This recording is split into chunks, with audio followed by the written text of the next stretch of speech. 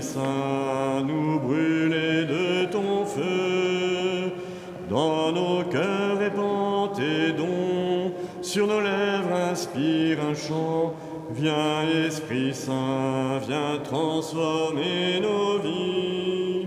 Esprit de lumière, Esprit créateur, restaure en nous la joie, le feu, l'espérance. Affermis nos âmes, ranime nos cœurs, pour témoigner de ton amour immense. Seigneur Jésus, nous vous demandons d'envoyer votre Esprit Saint sur chacun d'entre nous, envoyer votre Esprit Saint dans nos cœurs, sur nos lèvres, sur nos oreilles, pour que cette conférence porte des fruits au service de votre gloire et du respect de la vie. Nous vous le demandons au nom du Père, du Fils et du Saint-Esprit. Amen. Il est douloureux de constater à quel point, surtout en Occident, l'espace de la véritable liberté d'expression se réduit rapidement. Parallèlement, un nouveau langage digne d'un roman d'Orwell se développe et, dans sa volonté d'être toujours plus inclusif, finit par exclure ceux qui ne se conforment pas aux idéologies qui l'alimentent. Dans le contexte actuel, nous assistons à un véritable court-circuit des droits humains.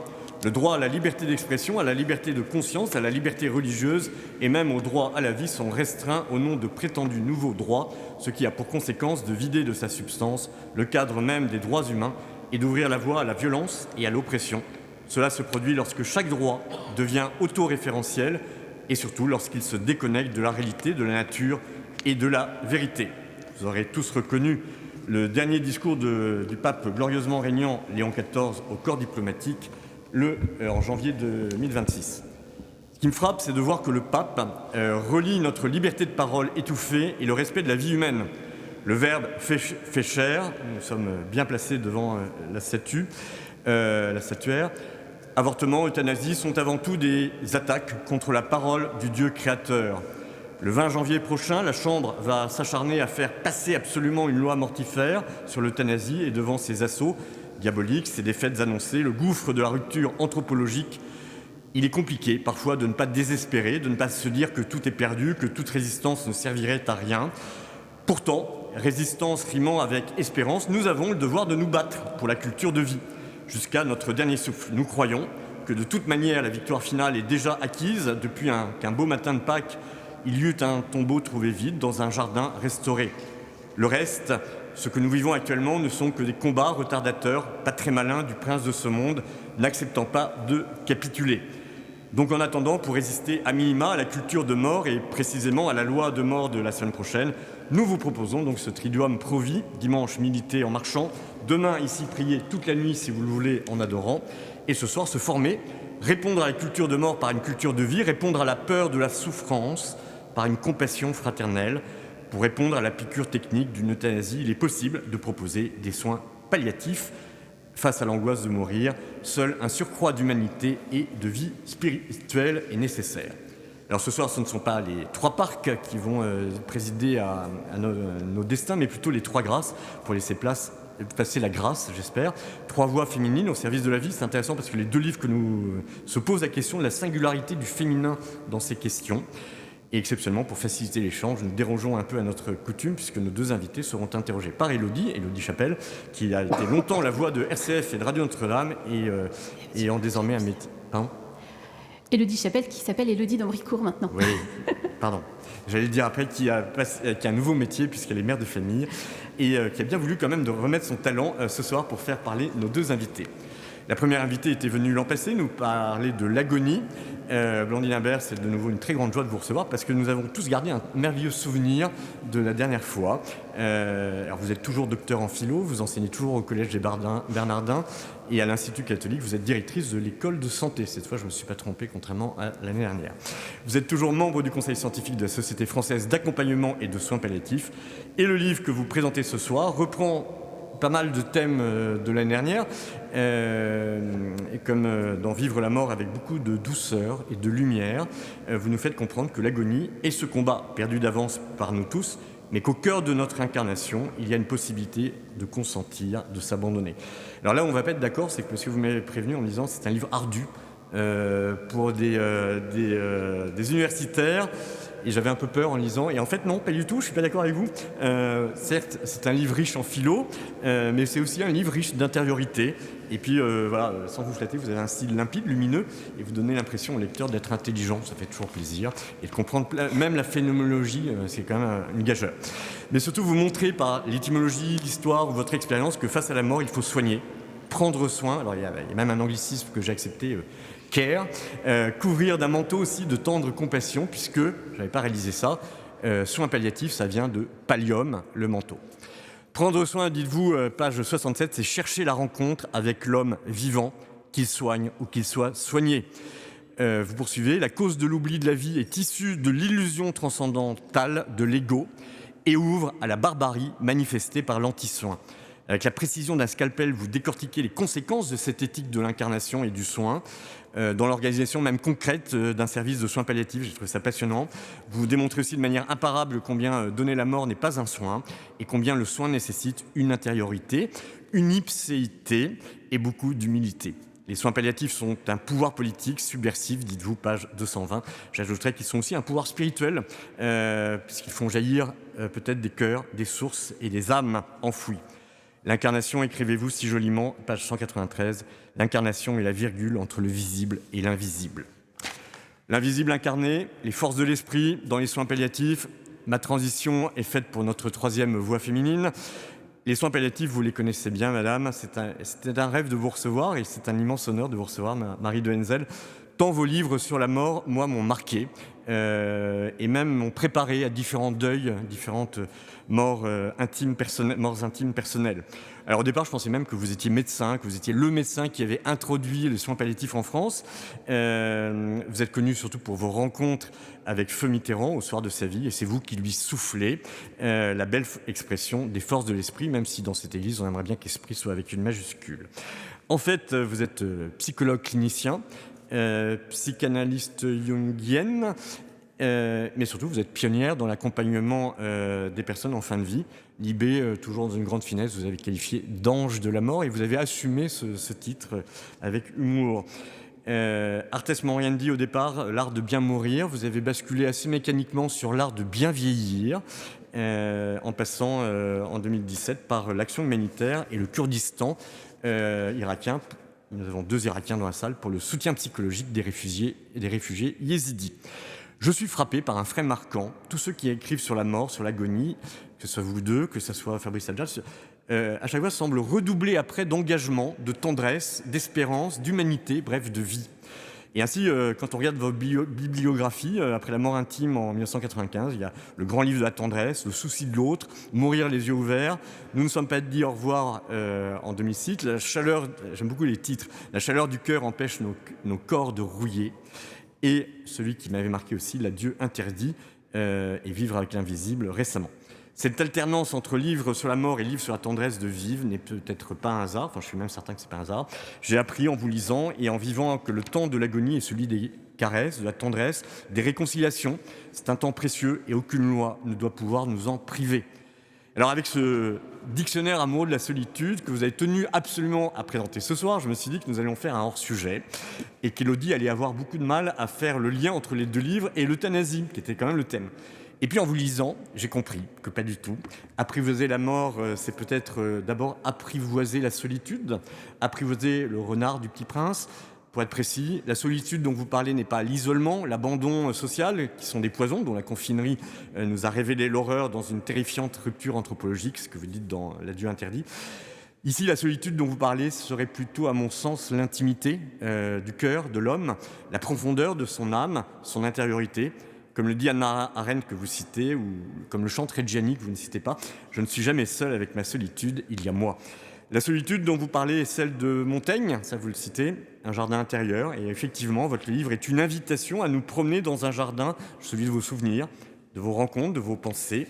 Jardin pas vraiment à la française, mais jardin luxuriant, ou dans un joyeux désordre apparent, parce qu'à mon avis, ce désordre n'est pas du tout... Enfin, l'ordre alphabétique est bien pensé, et voilà, c'est pas un désordre involontaire. Alors on croise pêle-mêle Don Quichotte, Descartes, Sylvain Tesson, Jean Giono, Pascal, Ketty Elsum, Maurice Zundel, Siméon Stilit, beaucoup d'anonymes qui passent à la postérité par votre plume et votre amitié. Durant cette promenade spirituelle, on entend des airs de Schubert, de Thésée, on suit des malades du sida au désert, on vous suit même dans une chasse à courre, enfin à distance, et chez les Yézidis. Vous nous initiez à des calligraphies orientales auxquelles que je connaissais absolument pas. Nous écoutons vos doutes et votre envie de croire.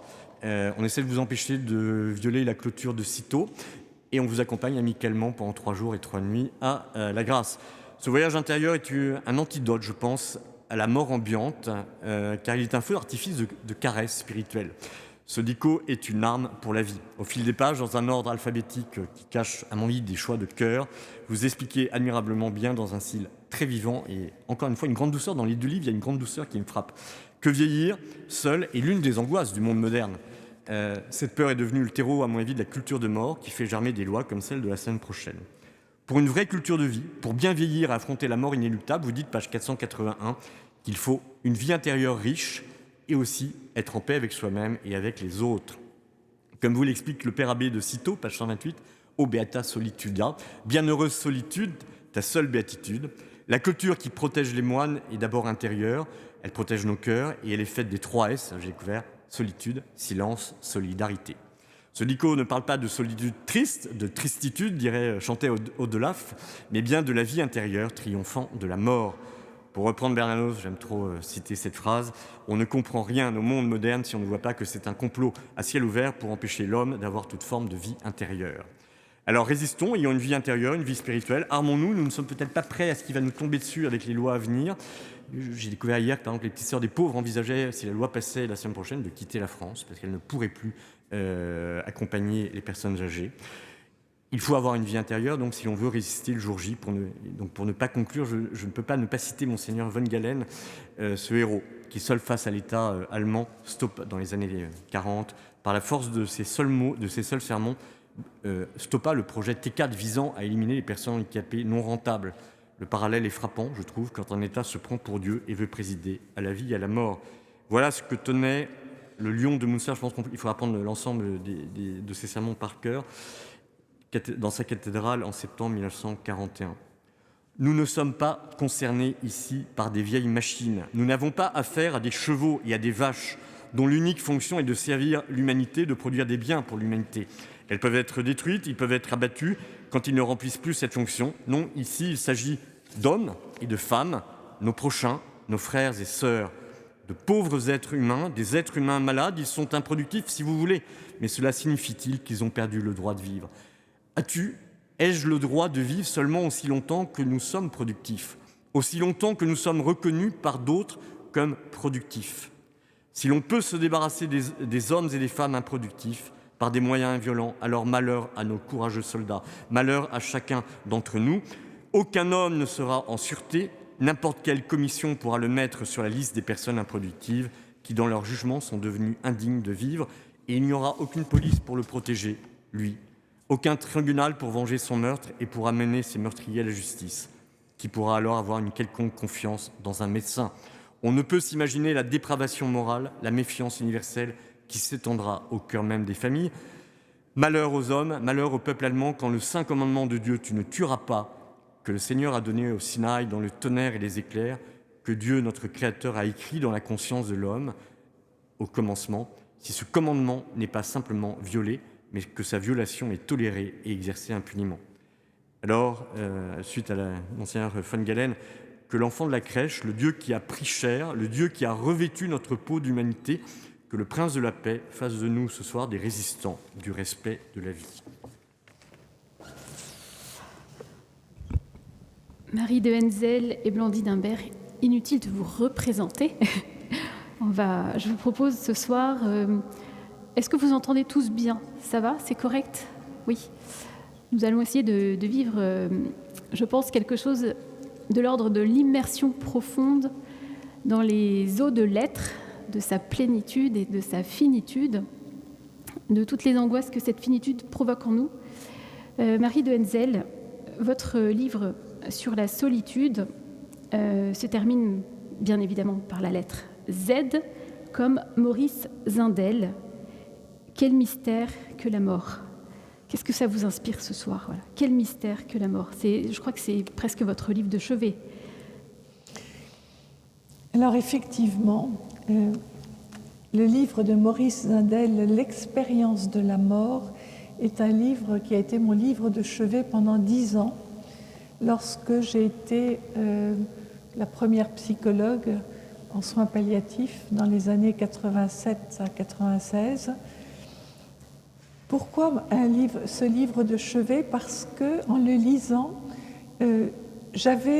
au fond, il répondait à toutes les questions que je me posais à l'époque.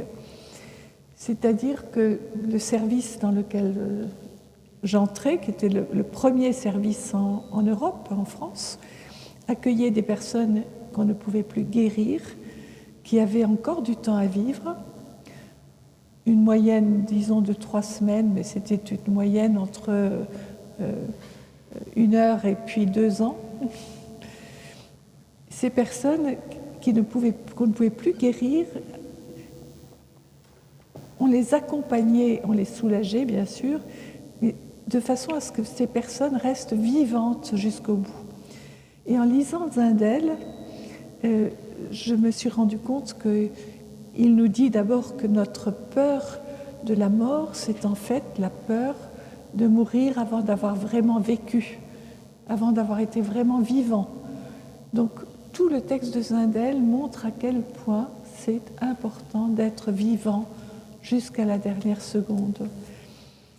Et c'était vraiment l'objectif du service, de se mettre au service de la vie jusqu'au bout. Dans ce sens, Zindel m'a beaucoup aidée, effectivement.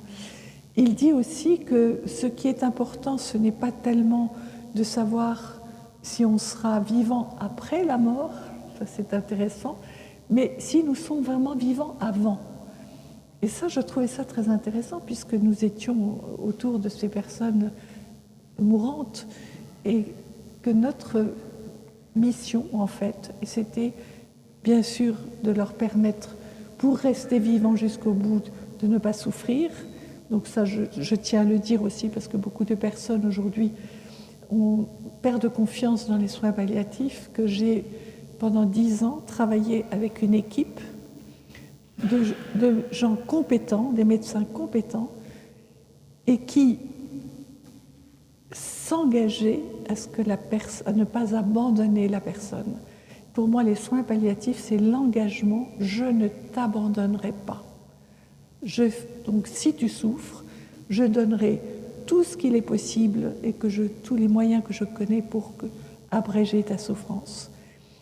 Et une fois que tu es soulagé, eh bien, la vie qui reste, je ferai tout pour que cette vie soit la plus vivante possible.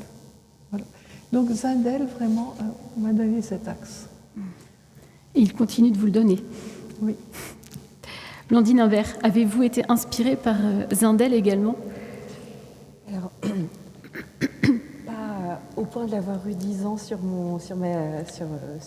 Votre table de chevet, mais parce qu'il y a une proximité entre cette recherche de celui qui est vivant jusqu'au bout et jusqu'au dernier souffle.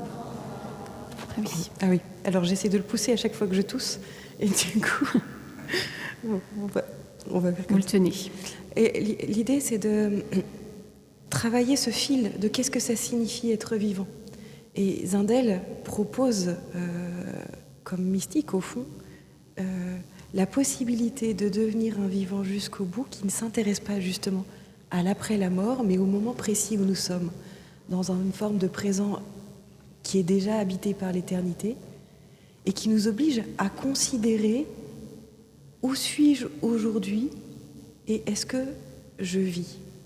Et pouvoir vivre signifie d'avoir un entourage qui nous aide, qui nous accueille, qui nous accompagne, qui nous réconforte et qui fait que le service de soins palliatifs, au fond, va travailler pour être autour de la personne, pour que, quelle que soit la demande, même si elle semble peut-être je vais y arriver, toute petite, ce sera plus facile, aura son importance parce qu'elle va permettre à la personne d'être vivante.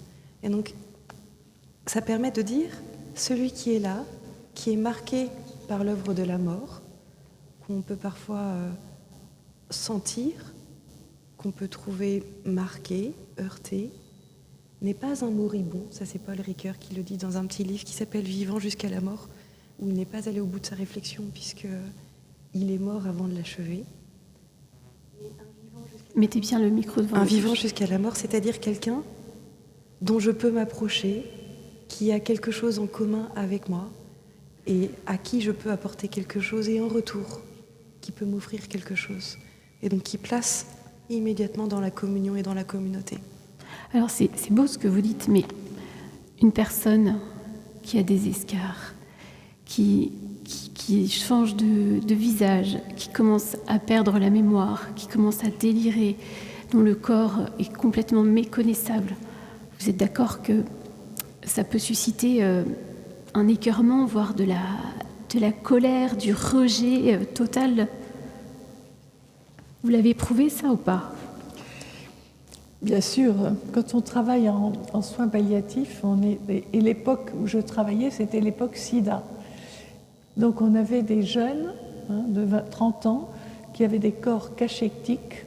On avait l'impression qu'ils sortaient comme ces images de personnes qui sont sorties de camps de concentration. C'était vraiment, on est dans la déchéance corporelle, Eh bien, j'ai fait un rêve à cette époque, je crois que je le raconte aussi dans le dictionnaire amoureux de la solitude, mais je le raconte dans La mort intime. J'ai fait un rêve dans lequel j'ai compris ce que nous vivions là. C'était un rêve où j'étais devant une cheminée, je devais regarder dans le conduit de cheminée. Il y avait un homme qui m'avait dit que je devais monter pour regarder, et là je regarde et je vois ce qui ressemble à un conduit de cheminée. C'est dégueulasse, c'est sale, il y a de la suie qui coule, et puis tout d'un coup je vois quelque chose qui coule, qui est du miel. Je me dis c'est du miel, alors je vérifie avec mon doigt, oui, je goûte, c'est du miel.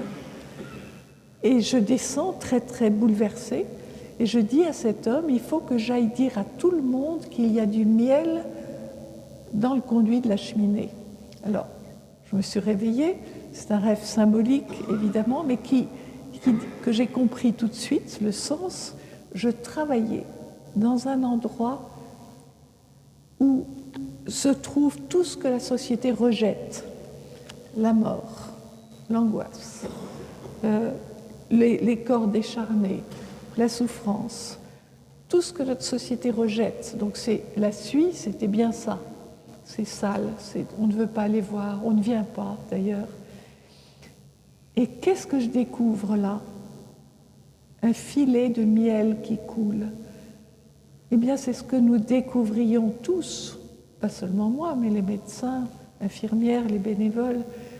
Nous découvrions dans ce lieu où se trouvait rassemblé tout ce que notre société rejette, de la tendresse, de la douceur, de la lumière, ce que symbolise le miel. C'est doux, c'est bon, c'est lumineux. Nous découvrions ça.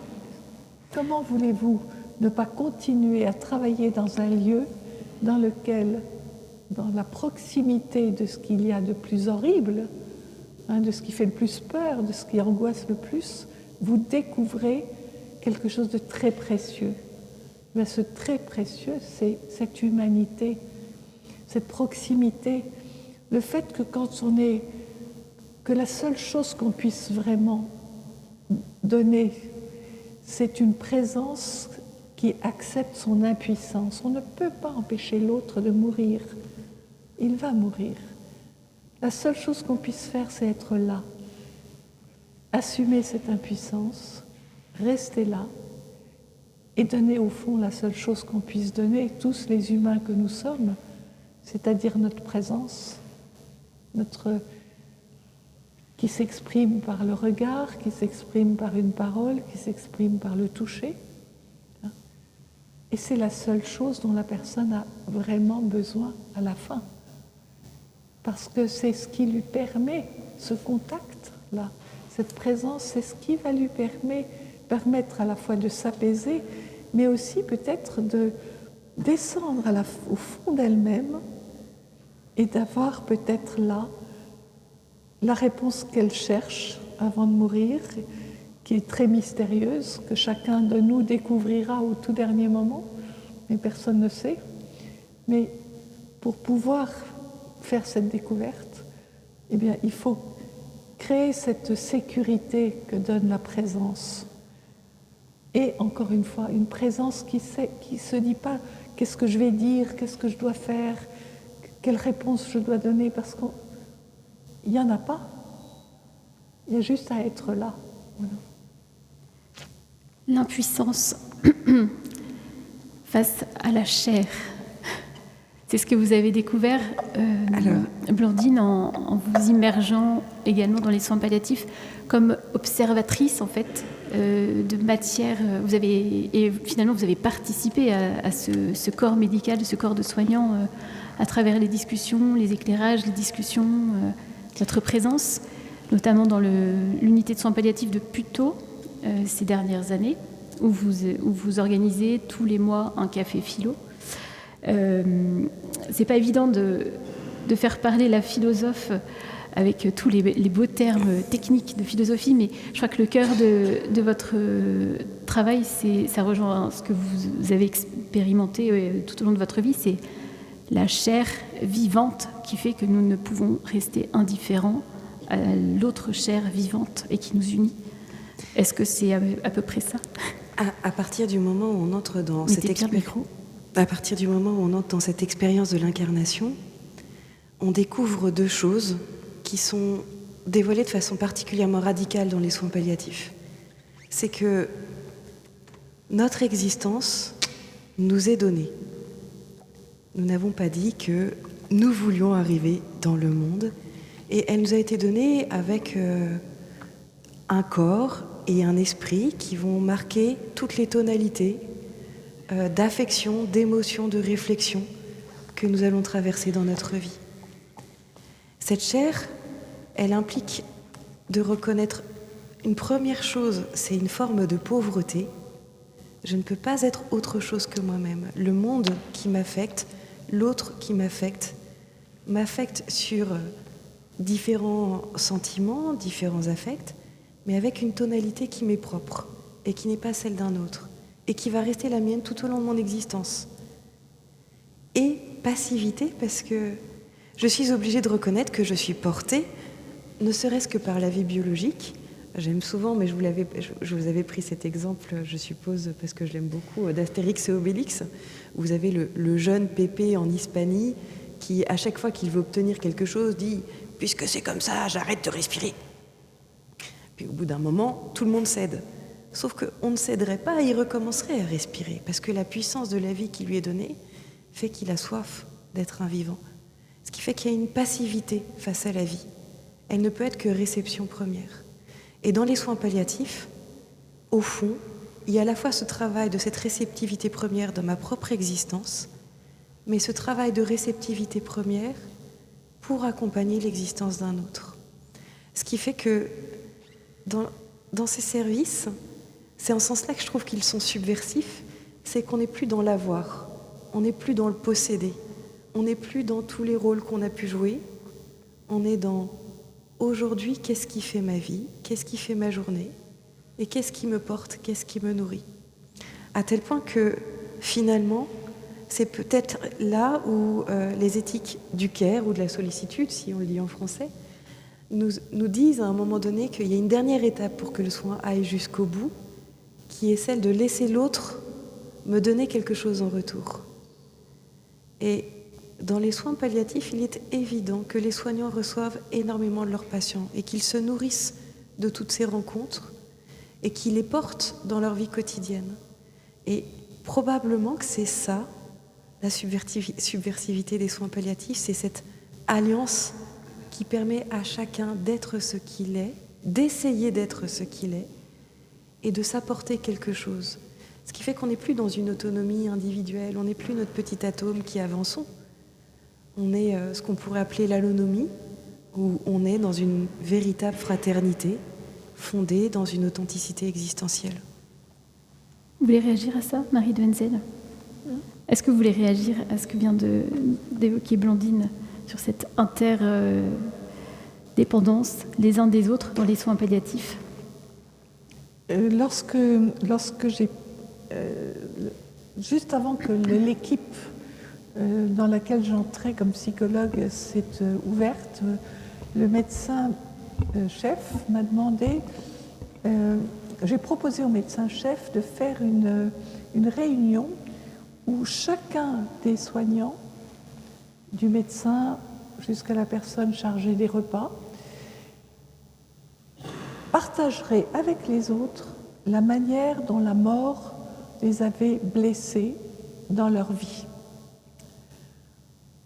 Je me disais que si, dès le départ, des soignants parlaient ensemble de cette blessure que l'on a tous, parce que si on a perdu quelqu'un, je veux dire, il y a une blessure, si on peut parler de ça, se rendre compte qu'on est tous, justement, qu'on a tous ça en commun, eh bien, le travail que l'on va faire, chacun à sa place, le médecin, l'infirmière, eh bien, on va le faire en ayant la conscience que l'on porte tous la même chose, c'est-à-dire nous sommes des êtres mortels, nous savons que la mort est au bout du chemin, que la mort est au bout du chemin de ceux que nous aimons.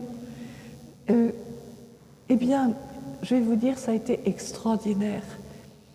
Le médecin-chef a commencé par raconter le suicide de son fils. Et il a eu une larme qui a coulé. Et ensuite, tout le monde a parlé à partir de soi, a livré des choses intimes, des blessures intimes. Et à la fin ça a pris 2 heures. À la fin, il y a une infirmière qui est venue me voir.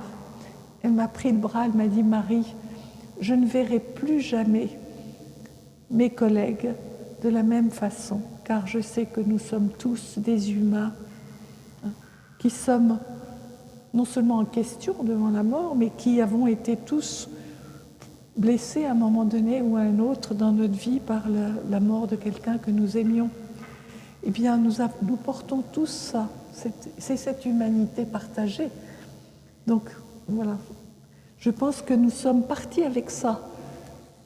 Et je peux vous dire que c'est extraordinaire, car dans cette équipe qui vivait quand même des choses pas faciles, parce que c'est pas facile au quotidien d'accompagner des personnes qui vont mourir, eh bien, c'est le service dans l'hôpital, c'était l'hôpital de la cité universitaire, où il y avait le moins d'absentéisme. Vous vous rendez compte ? Ailleurs, on pourrait penser que c'est un service où peut-être il y aurait eu beaucoup d'absentéisme, de burn-out, des moments où on n'en peut plus. Eh bien non, c'était le service où il y avait le plus de présence. Ce qui montre bien que quand on peut porter ensemble quelque chose, eh bien c'est peut-être ça qui manque, cette solidarité dans nos hôpitaux, cette solidarité de personnes qui sont toutes vulnérables, parce que nous le sommes tous vulnérables. Vous savez que vulnérable, enfin vous connaissez sûrement la définition, mais ça veut dire qu'il est capable d'être blessé. Donc tous nous sommes vulnérables. Ce n'est pas la même chose que la fragilité, mais la vulnérabilité, nous l'avons en commun. Nous l'avons en commun. Les gens bien portants qui soignent les autres sont vulnérables, tout autant que ceux qu'ils soignent. La vulnérabilité qui touche au pathos. Et qui touche à notre façon particulière d'être au monde. C'est-à-dire que j'aime beaucoup cette réflexion de Jean-Louis Chrétien qui raconte dans La fragilité que la bulle de savon ne peut exploser, au fond, que selon sa propre structure. Et dans une équipe soignante, je sens bien qu'à un moment donné, je m'approche du moment où je vais faire l'épreuve de ma vulnérabilité parce que quelque chose se joue qui est bien trop proche de mon histoire ou de ce que j'ai pu vivre. Mais je suis dans une cordée soignante et je ne suis pas tout seul. Et donc je peux demander de l'aide et m'appuyer sur eux. Et c'est des équipes, justement, comme vous le faisiez remarquer, c'est assez extraordinaire. On voit et on vit la mort à l'hôpital de façon régulière et on n'en parle pas. ou alors on l'objective. Et puis on essaye de pas trop rentrer encore même dans les chambres. En gériatrie, on a eu des témoignages qui nous disaient à quel point la mort était difficile. Alors qu'en soins palliatifs, elle est accueillie comme une étape de vie. Et l'idée n'est pas de dire on médite sur la mort pour souffrir, c'est on accompagne la mort pour être vivant avec des vivants. Ce qui n'empêche pas l'expérience de la souffrance dans le fait que est mise en tension notre axe agir-pâtir et notre axe soi et autrui, mais ce qui permet un travail parce qu'il y a un commun et qu'il y a une communauté qui est éprouvée, pas de la même manière, mais qui est éprouvée par ce que nous vivons tous dans ce service. Vous avez parlé de la mort. Vous venez d'évoquer un point qui me fait penser à un point important dans votre livre. Il y a 3 types de façons d'aborder la mort. Il y a la mort doloriste, la mort carpe diem, et le 3e point. Vous allez m'aider? On pourrait dire qu'il y a 3 attitudes, 3 attitudes. Un peu caricaturelles, mais vous avez soit, en gros, plus je souffre, plus je suis vivant, et la douleur, finalement, est ce qui me rend vivant, ce qui fait que je mets dans l'idée de la douleur quelque chose de la vie. C'est ce qui est souvent reproché parce que mal compris des soins palliatifs. Au fond, ils ne travaillent que sur la souffrance et sur la douleur, et ils donnent une valeur à la douleur et à la souffrance.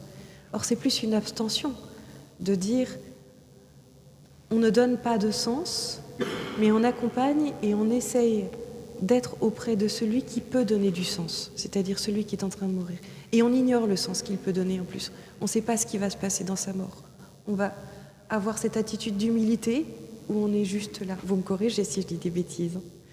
Après, vous avez la question de la maîtrise. Et c'est je maîtrise ma mort autant que faire se peut. Et je ne parviens pas à faire place à une forme de surprise.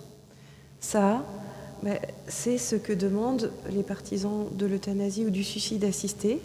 C'est que je ne sais pas ce qui m'attend, ça me fait peur, et je préfère maîtriser. C'est profondément humain.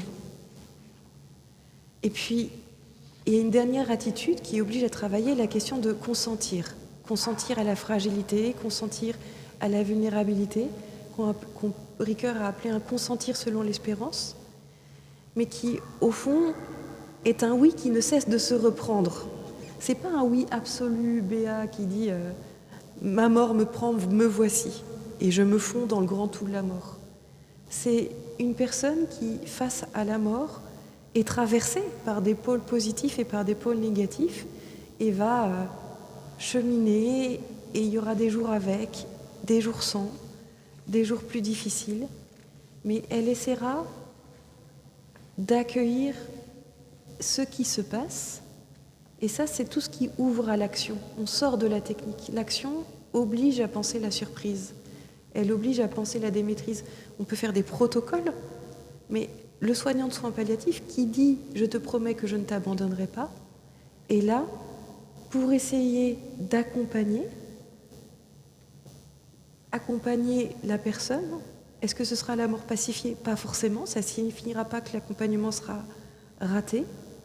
Et en fait, va essayer de mettre en place tout ce qui va permettre d'accompagner la personne jusqu'au bout, jusqu'à son dernier souffle, pour qu'elle puisse se dévoiler, pour qu'elle puisse dévoiler quelque chose d'elle-même.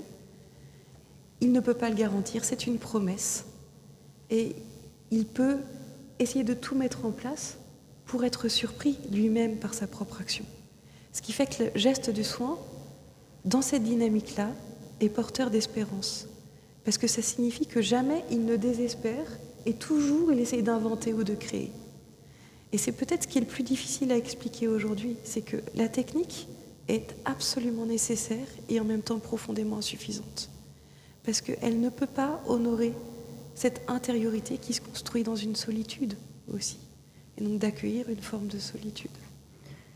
Une solitude qui d'ailleurs nécessite souvent chez le malade de demander la mort. En fait, elle arrive, je ne voulais pas qu'elle arrive, mais elle est là, mais elle n'arrive toujours pas. J'en peux plus, donnez-moi la mort. Est-ce que vous pouvez nous dire à quel point c'est important ce droit du malade à dire « je veux la mort ».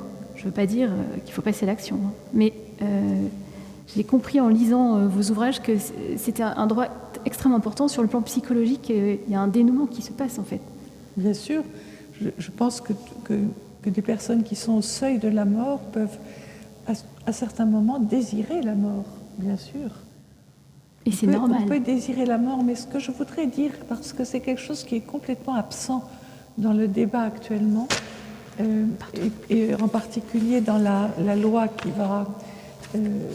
est en discussion, c'est que quelqu'un peut dire le matin « j'en ai marre, je vais mourir, là, il faut que ça cesse », et demander la mort.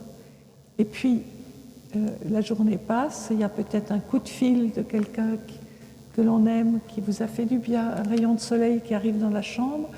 Le soir, la personne n'est plus du tout dans ce désir-là. Il s'est passé quelque chose qui a fait que, voilà, elle a encore envie de vivre un peu. Et cette ambivalence, elle est courante. C'est comme ça, c'est comme ça. Un jour on veut mourir, un jour on veut vivre, un jour on veut... Et je pense que ça doit se respecter, cette ambivalence. Elle est normale, elle est naturelle. Et ce qui m'inquiète beaucoup dans le projet de loi, dans la loi qui est en débat actuellement, c'est qu'une fois qu'une personne aura dit « je veux mourir », que ça aura été entendu, simplement entendu, même pas écrit, mais simplement entendu, eh bien, un médecin pourra prescrire un produit mortel et il y aura en 48 heures, on donnera la mort à cette personne qui l'aura demandé. Et ce qui m'a beaucoup choquée, parce que j'étais à l'Assemblée quand j'ai entendu le député Falorni dire que s'il y avait un doute au dernier moment, eh bien, on aiderait la personne à aller jusqu'au bout de ce qu'elle avait demandé. C'est-à-dire que personne, apparemment, les gens n'auraient pas le droit d'avoir un doute au dernier moment. Je ne sais pas du tout si cette disposition-là sera dans le texte définitif, mais je l'ai entendu. C'est une des choses qui m'inquiète le plus, puisque en tant que psychologue, je l'ai observé, cette ambivalence, ces allers-retours entre le désir de vivre encore un peu et puis le désir de mourir. Et vous pouvez nous raconter peut-être l'accompagnement d'un patient, voilà, une étape que vous avez pu...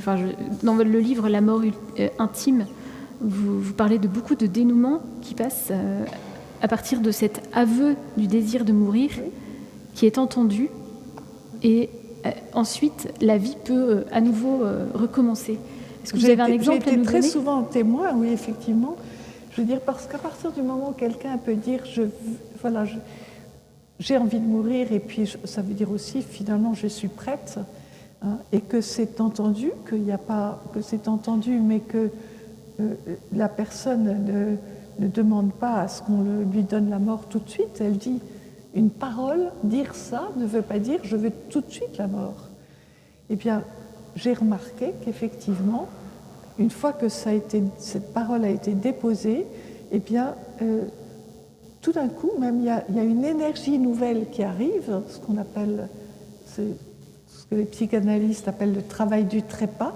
Il y a une énergie psychique qui arrive et tout d'un coup, la personne a envie de voir beaucoup de gens qu'on n'a pas vus, de dire au revoir. Il y a tout un travail, ce que Elisabeth Kübler-Ross appelait le unfinished business. On veut voir des gens dire au revoir. Il y a encore, je dirais, toute cette dernière tâche à accomplir avant de mourir, qu'on appelle le travail du trépas. Donc, effectivement, il faut que la personne puisse pouvoir dire cela. Mais dire cela ne veut pas dire, justement, il ne faut pas le prendre comme une injonction à ce que l'on donne la mort immédiatement, puisque c'est plus compliqué que ça. C'est effectivement. Vous pouvoir dire sa souffrance jusqu'au bout et être entendu jusqu'au bout comme un vivant, jusqu'au bout. Qui signifie de fait accueillir véritablement nos ambivalences et le fait que nous sommes contradictoires et nous sommes souvent pétris. On aimerait que ce soit de paradoxe, mais souvent c'est de contradiction. Et donc dans nos existences communes, on voit nos propres contradictions qui parfois nous pèsent ou nous blessent. Le moment de la mort n'échappe pas au moment de notre vie, sauf que le combat s'accroît puisque la fin arrive et que nous en avons bien conscience. Le travail se fait dans nos corps. Cette ambivalence, elle est aujourd'hui de plus en plus mise en danger parce qu'on est dans une société qui veut absolument que ce soit notre autonomie qui soit mise en avant, mais pas n'importe quelle autonomie, une autonomie assez individualiste qui du coup crée sa propre norme, mais en faisant ça est sans cesse sommée d'affirmer sa liberté et d'être au clair. Or, dans l'expérience de la souffrance, dans l'expérience de la maladie, il faut justement permettre au discernement de jaillir, et c'est un discernement qui arrive parce que quelque chose s'est obscurci. Et donc, je ne suis pas totalement au clair avec ce qui arrive. Et je vais avoir besoin de temporalité, et que ceux qui m'accompagnent puissent faire la différence entre un souhait, un désir, une plainte et l'expression ferme et assurée d'une volonté. Et c'est ce qui est absent de ce texte de loi. C'est qu'au fond, il nous fige dans une parole en tant que patient, et il oblige le soignant à figer celui qui l'accompagne en général dans un pas derrière, mais en acceptant différents jeux d'interprétation pour laisser l'autre libre de sa propre interprétation. Mais ça s'épuise si la seule réponse à la demande est le fait que je réduis le langage à ce qu'il exprime de façon objective, ce à quoi résiste la philosophie, ce à quoi résiste la poésie, ce à quoi résiste la mystique, ce à quoi résiste la psychologie, et à dire la réponse est technique. C'est-à-dire que je donne quelque chose d'objectif qui permet à la personne de mourir. Ça ne peut qu'épuiser le soin, mais ça va épuiser aussi la relation. Et ça n'aura pas qu'un impact dans le milieu hospitalier, ça aura aussi un impact dans la façon dont nous pouvons nous rencontrer les uns et les autres. Et c'est comme si on disait, toute sa vie a été malheureuse, et il y a un destin, un fatum, et donc je ne cherche plus à créer ni à inventer, je réponds au destin, et je me soumets au destin. Alors certes, c'est la philosophie grecque, mais il me semble que nous avons aussi d'autres philosophies qui nous ont aidés à croître et à grandir dans la façon de pouvoir réfléchir. Vous parlez d'impact dans la société. Cette loi, en fait, elle va faire énormément de victimes, aussi bien donc, chez les agonisants qui ne pourront pas vivre réellement leur mort, vivants, chez les équipes soignantes, les familles, et puis, par ricochet, les personnes âgées qui vont se dire, finalement, en fait, j'ai tellement peur de la mort, autant qu'elle vienne tout de suite, comme ça, je ne vais pas encombrer le monde. Les personnes vulnérables, dépendantes, qui se sentent inutiles, et en fait, tout le monde. Marie de Hensel. Vous travaillez beaucoup sur la vieillesse. Oui, comme je travaille beaucoup, effectivement, sur la vieillesse, sur le grand âge, que je rencontre depuis 15 ans beaucoup de personnes très âgées. Enfin, je rencontre des personnes dans leur jeune vieillesse, diront 60 à 80, et puis ensuite 80 à 100 ans. Donc j'ai eu beaucoup de conversations avec ces personnes. Vous pouvez nous expliquer dans quel cadre ? Les personnes de 60 à 80, c'est pour les retraités de l'audiovisuel, de la presse et du spectacle, où je fais des séminaires sur l'art de vieillir. Et puis, les personnes de 80, au-delà de 80, c'est dans des résidences-services, domitis. Et là, j'ai mis en place un parcours, l'aventure de vieillir.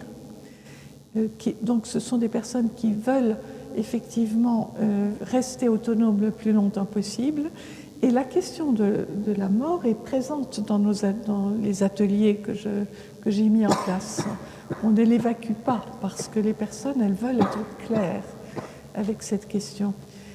Et être au clair avec cette question, ça veut dire effectivement réfléchir à la manière dont on aimerait que ça se passe pour soi. Et par exemple, le terme de dignité est souvent évoqué. Je veux mourir dans la dignité. Alors, qu'est-ce que ça veut dire? Parce que tout le monde veut mourir dans la dignité. Mais quand j'interroge une dame de 92 ans, elle me répond « Je veux mourir dans mon lit et pas à l'hôpital. Je ne veux pas souffrir, bien sûr. Je ne veux pas avoir des perfusions, qu'on me traite, je ne veux pas qu'on me force à m'alimenter si je n'ai plus faim ni soif. Je veux sentir la vie autour de moi, je veux qu'on m'accompagne, qu'on me parle, qu'on me touche. C'est ça pour moi, madame, me dit-elle, mourir dans la dignité. Cette dame ne demande pas l'euthanasie, elle ne demande pas un suicide assisté.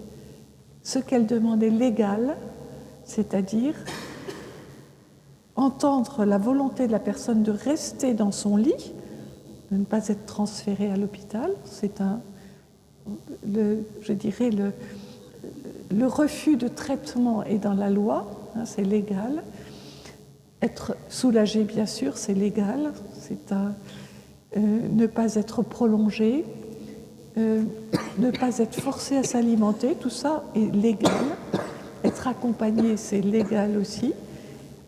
Tout ce qu'elle demande est légal, sauf que cette personne n'aura peut-être pas ça, et c'est là que le projet de loi est un projet de loi, on dit que c'est une loi de liberté. Moi je dis non, parce que pour qu'il y ait liberté, il faut qu'il y ait choix. Et vous savez que dans 20 départements, il n'y a pas de soins palliatifs. Ça veut dire qu'une personne âgée qui veut mourir, comme je viens de le dire, le décrire, qui serait dans une région avec un désert médical qui est de plus en plus grand, vous le savez, sans soins palliatifs à proximité, peut-être un peu abandonnée par ses enfants, ce qui est une chose qui arrive malheureusement de plus en plus, je le constate. Eh bien, cette personne n'ayant pas de relation médicale, cette personne, si approchant sa mort, elle a tout d'un coup peur de souffrir, comme elle n'aura pas près d'elle un médecin qui se sera engagé à ne pas l'abandonner, eh bien, elle n'aura pas d'autre option.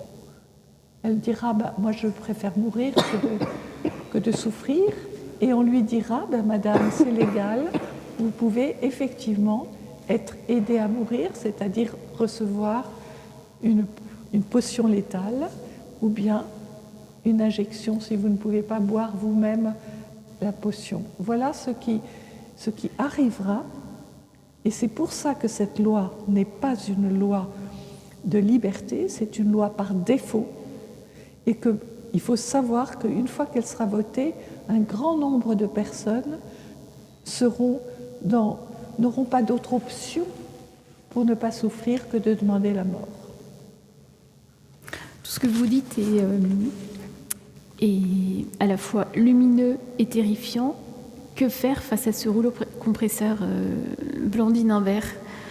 Écrire des livres, parler, aller voir les soignants des soins palliatifs, rencontrer nos voisins. En ce moment, déjà, écrire à son sénateur. C'est vrai. Parce que c'est le 20 janvier que s'ouvre la discussion avec le sénateur, qui ont essayé de produire quelque chose en espérant, selon eux, que ça allait un peu atténuer, mais avec, à mon sens, deux choses qui sont assez dramatiques. C'est que d'une part, ils considèrent presque naturel, du coup, que ce soit une assistance médicale à mourir. Et donc, ils estiment que l'euthanasie et le suicide assisté font partie du soin, ce qui, à mon sens, est une erreur. Et la deuxième chose, c'est qu'ils ont tendance à confondre la sédation terminale et continue maintenue jusqu'au décès avec le geste euthanasique, ce qui fait que c'est comme s'ils proposaient une mort par endormissement euthanasique avec une confusion des deux termes. Et donc, ça abolit beaucoup de repères, ça rend les choses encore plus floues. Et donc, j'espère que le 20 janvier, ils vont commencer à revoir leur copie de nouveau. On verra ce qu'il en sortira. Et qu'est-ce qu'on peut faire ? Au fond, pour moi, la première résistance, n'est pas une résistance, elle est intérieure et elle est liée justement à ma capacité de vivre, de réfléchir et d'être attentif au fini. Si quelque chose doit s'effondrer aujourd'hui, peut-être qu'il s'effondrera. Ça n'empêchera pas d'avoir eu le courage de parler ou de marcher ou de prier et d'avoir, je pense à un petit dessin de Sampé délicieux où on voit une manifestation et puis on voit toute la foule avec un monsieur qui se balade avec un panneau « non ». Et voilà, être capable de dire à un moment donné, sur ce point précis, je m'y oppose. Et en même temps, il me semble que ce n'est pas seulement s'opposer à quelque chose, c'est si je m'oppose à cette loi pour moi, c'est parce que d'abord, être un vivant, c'est faire tout un travail d'accueil sur la finitude, sur la fragilité, sur la vulnérabilité. Et ça m'oblige à considérer l'autre non pas comme quelqu'un avec qui je n'ai rien à faire, mais quelqu'un qui est mon frère en humanité, qui va éveiller quelque chose en moi que j'ignore, auquel je ne peux pas avoir accès toute seule, et qui va m'aider à mieux vivre. Ce mieux vivre, ça peut être savoir être plus en silence, savoir être plus heureux. Michel Horry dit que le soin, c'est finalement parvenir à rendre celui qui est malade à la vie bonne et au bonheur de vivre. Et réentrer dans la vie bonne et le bonheur de vivre, c'est retrouver cette disponibilité, non pas aux choses, mais aux êtres de la vie, aux personnes, aux vivants. Et ça signifie une disponibilité qui n'est pas en prise. Et donc, déjà cultiver cette culture de la gratitude, de l'accueil, de la méditation du fini, et déjà, au fond, s'opposer, silencieusement peut-être, mais déjà s'opposer, et c'est ce qui est le plus proche de notre quotidien. Marie Lenzel, vous qui avez côtoyé François Mitterrand, vous avez reçu la Légion d'honneur des mains de Sœur Emmanuelle, mais par Lionel Jospin. Avez-vous rencontré Emmanuel Macron? Lui avez-vous dit tout ce que vous aviez sur le cœur? Ce n'est pas possible. Non, j'ai pas rencontré Emmanuel Macron. J'ai rencontré 2 fois Madame Macron, Brigitte Macron, qui m'a écoutée, mais je pense que, voilà, je ne suis pas sûre qu'elle ait beaucoup d'impact voilà, à ce niveau-là. Je pense qu'elle semblait être assez d'accord avec moi quand nous en avons parlé, mais je n'ai pas vu beaucoup de résultats.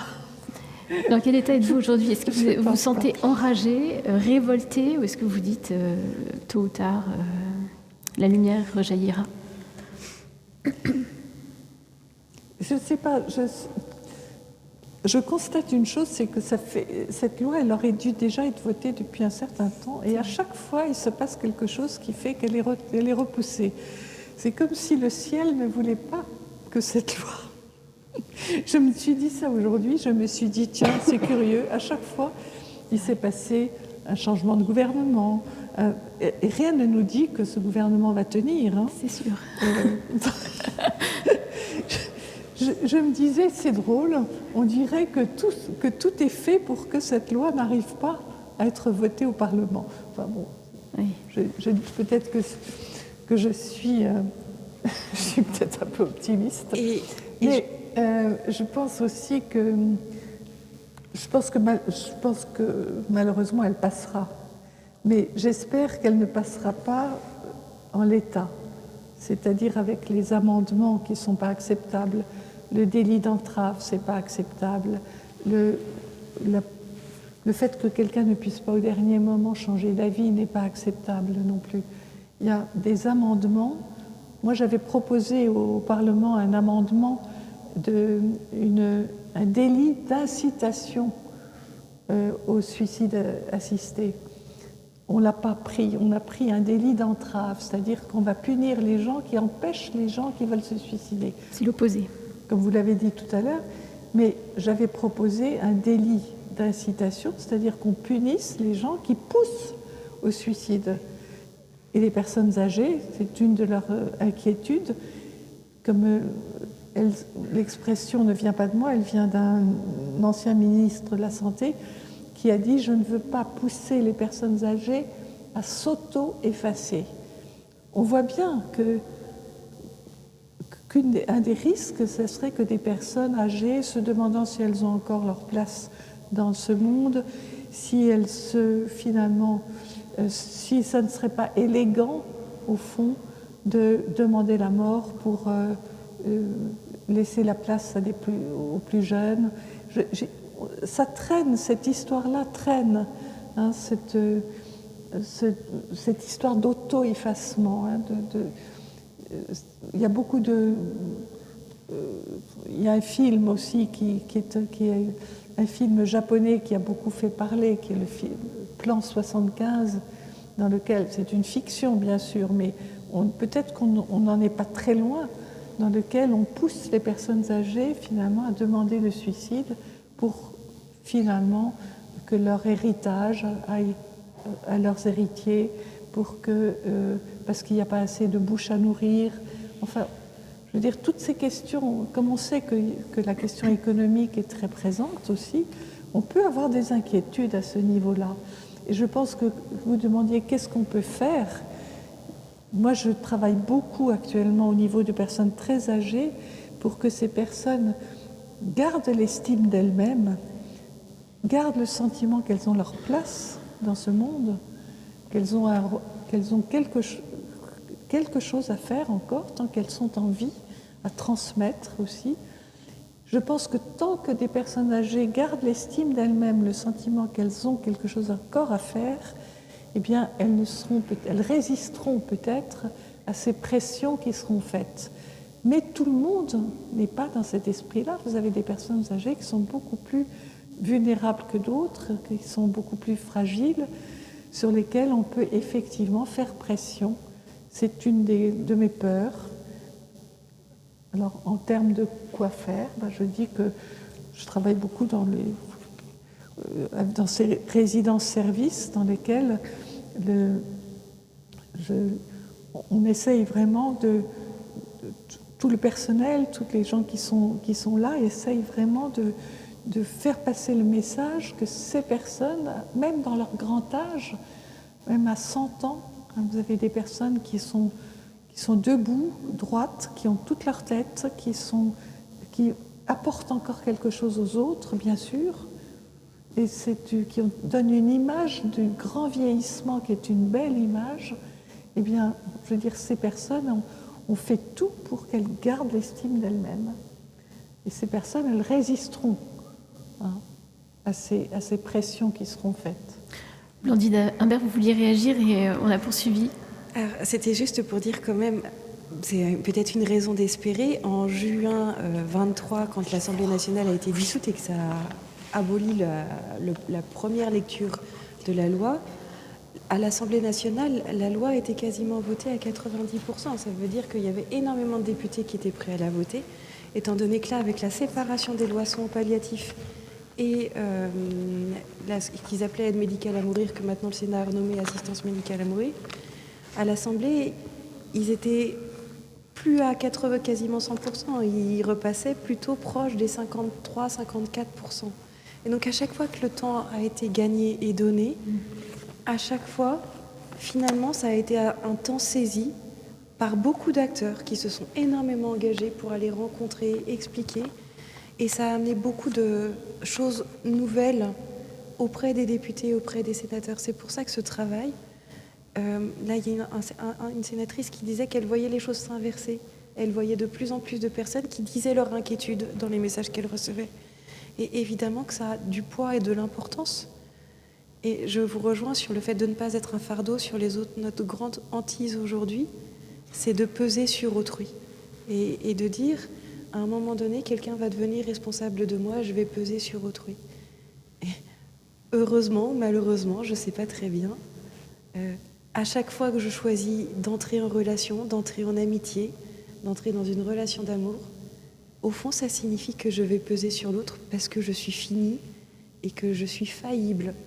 Et donc, je vais sans cesse faire l'épreuve du fait que je pèse sur l'autre et que l'autre va aussi parfois peser sur moi. Mais c'est là que va, dans cette pesanteur et cette grâce, finalement, se nouer la vérité de la relation.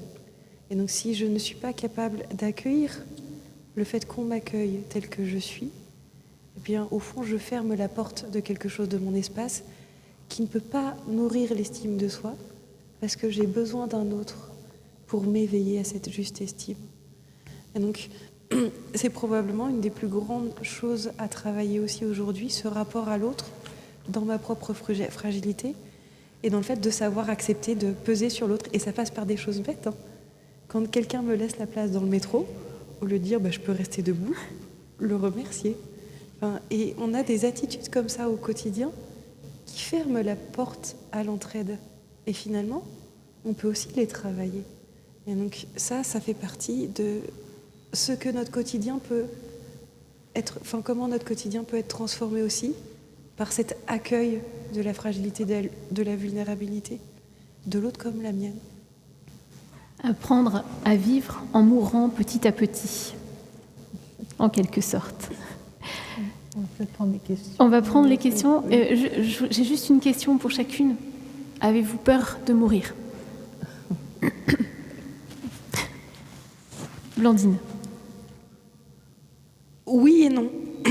Oui, parce que je pense qu'on a beau méditer sur la mort, on n'est pas fait pour la mort, on est fait pour la vie. Et donc,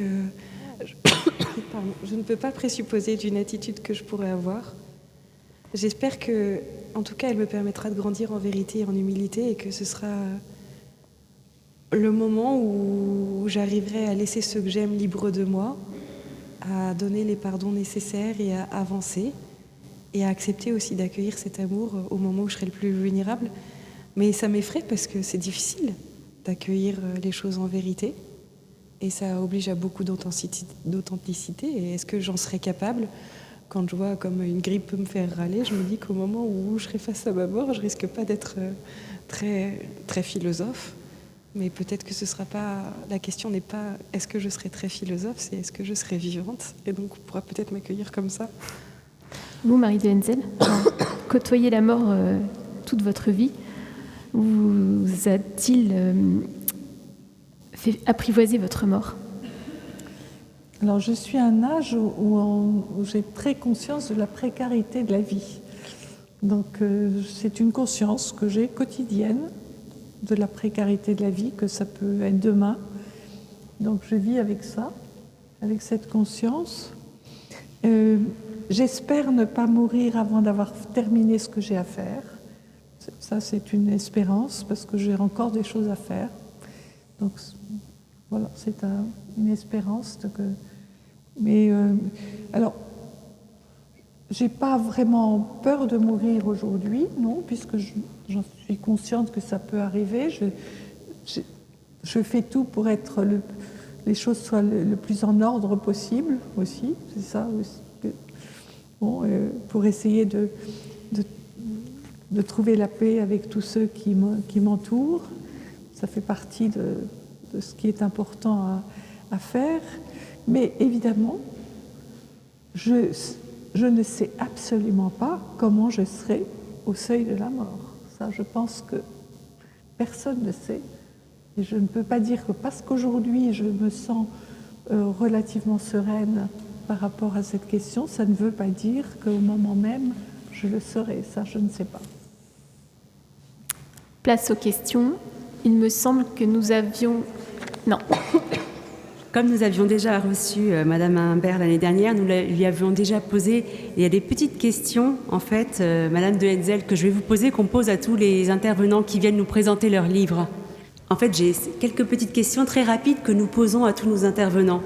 Donc, en fait, Blandine a déjà répondu quand elle est venue l'année dernière, donc c'est à vous que je les pose. Donc, c'est vraiment des petites questions rapides. Alors, quel est votre livre de chevet en ce moment ?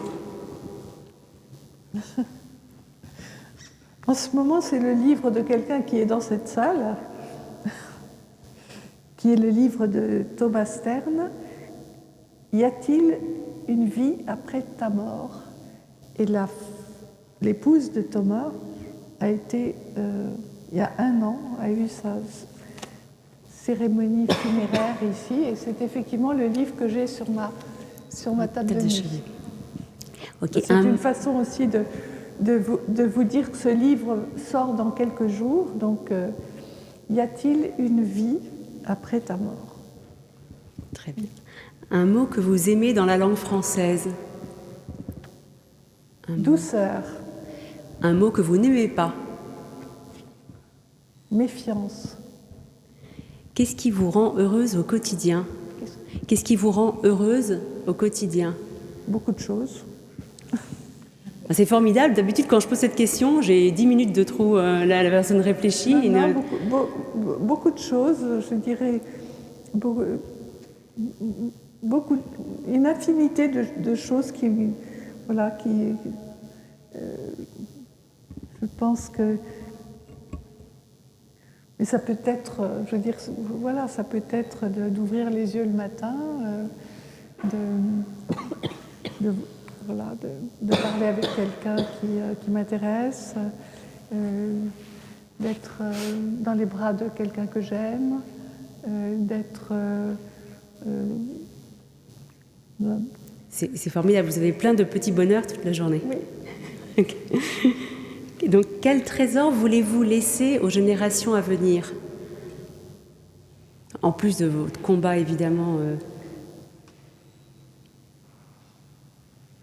La confiance. Je pense que... Je me dis que, par exemple, moi j'ai des enfants, des petits-enfants. Je me dis que ma tâche, tant que je suis encore en vie, c'est d'essayer de leur... à chaque fois de leur dire « fais-toi confiance ». Voilà. Et je pense que, d'autant plus que nous sommes dans une période quand même assez troublée et assez angoissante, et je dirais se faire confiance. Très bien.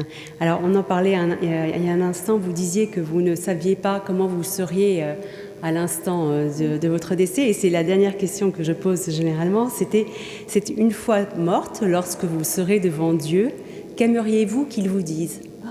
Ça, c'était la question que posait Bernard Pivot. C'est ça.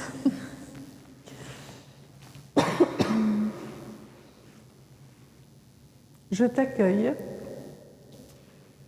Nous, en tout cas, nous vous remercions, toutes les deux. Maintenant, Seigneur, tu peux me laisser m'en aller dans la paix. Maintenant, Seigneur, tu peux me laisser reposer. Tu peux laisser s'en aller ton serviteur en paix selon ta parole. Car mes yeux ont vu le salut que tu prépares à la face des peuples. Maintenant, Seigneur, tu peux me laisser m'en aller dans la paix. Maintenant, Seigneur, tu peux me laisser reposer. Lumière pour éclairer les nations et gloire d'Israël, ton peuple. Gloire au Père et au Fils et au Saint-Esprit, pour les siècles des siècles. Maintenant, Seigneur, tu peux me laisser m'en aller dans la paix. Maintenant, Seigneur, tu peux me laisser reposer. Ô Marie, aurore du monde nouveau, mère des vivants, nous te confions la cause de la vie. Regarde, ô Mère, le nombre immense des enfants que l'on empêche de naître, des pauvres pour qui la vie est rendue difficile, des hommes et des femmes victimes d'une violence inhumaine, des vieillards et des malades tués par l'indifférence ou par une pitié fallacieuse. Fais que ceux qui croient en ton Fils sachent annoncer aux hommes de notre temps, avec fermeté et avec amour, l'évangile de la vie. Obtiens-leur la grâce de l'accueillir comme un don toujours nouveau, la joie de le célébrer avec reconnaissance dans toute leur existence et le courage d'en témoigner avec une ténacité active afin de construire avec tous les hommes de bonne volonté la civilisation de la vérité et de l'amour à la louange et à la gloire de Dieu, Créateur qui aime la vie.